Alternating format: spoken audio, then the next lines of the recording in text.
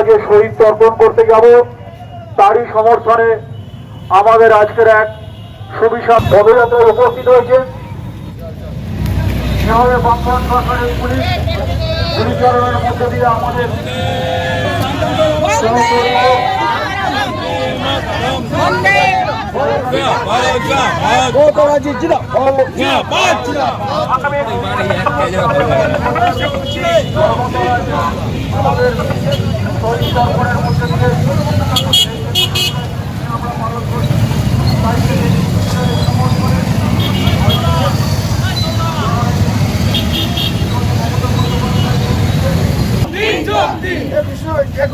সমর্থনে আজকে র্যালিতে দলে দলে যোগ দিন। অবশ্যই তোমার আমরা ভুলছি না, ভুলবো না।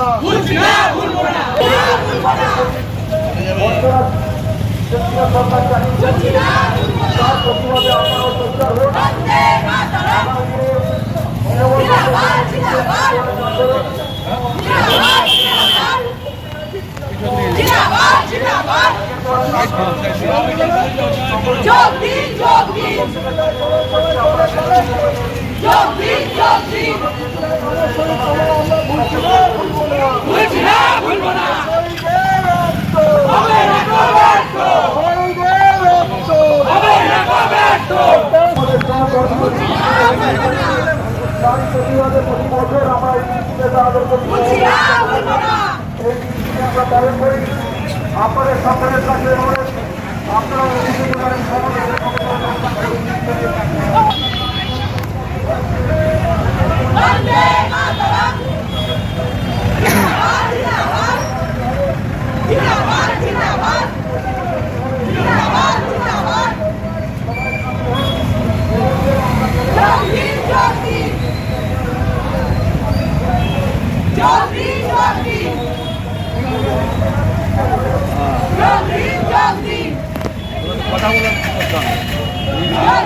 একুশে জুলাই আমাদের কাছে একটা আবেগ।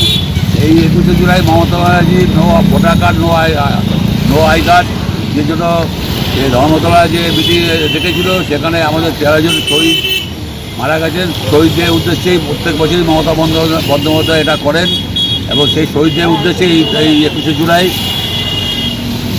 এই শহীদের উদ্দেশ্যে 21শে জুলাই করতে পারে এবং এত লোক আসবে সারা পশ্চিমবাংলা থেকে ভাবতে পারবেন না কত লোক আসবে। আমি খালি একটা বলে পশ্চিমবাংলায় বিজেপি নেই। আমার জনসভা বেহালা চৌরাস্তা থেকে শুরু হয়েছে, শকুন্তলা পার্কে শেষ হবে। আপনারা নিজেরাও দেখেছেন লোক যেখানে মমতা ব্যানার্জি সেখানে এই লোক ডাকতে হয় না, অটোমেটিক মমতা ব্যানার্জির নাম শুনলেই লোক লোক লোক চলে আসে।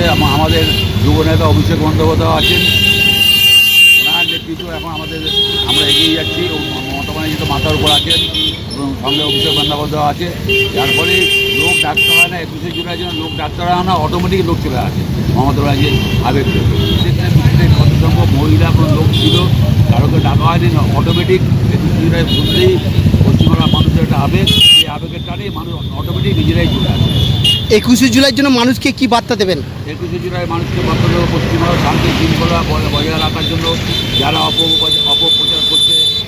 যেখানে কোনোটাই হচ্ছে সব মিডিয়ার খেলা লক্ষ লক্ষ টাকা দিয়েছিল। ভোটের আগেও দেখেছিলেন আগলাবাদ 400 বার, ভোটের পর দেখতে পেয়েছেন কী হয়েছে, মাত্র 12টা সিট হয়েছে। কমে বিজেপি এখান থেকে উঠে চলে যাবে।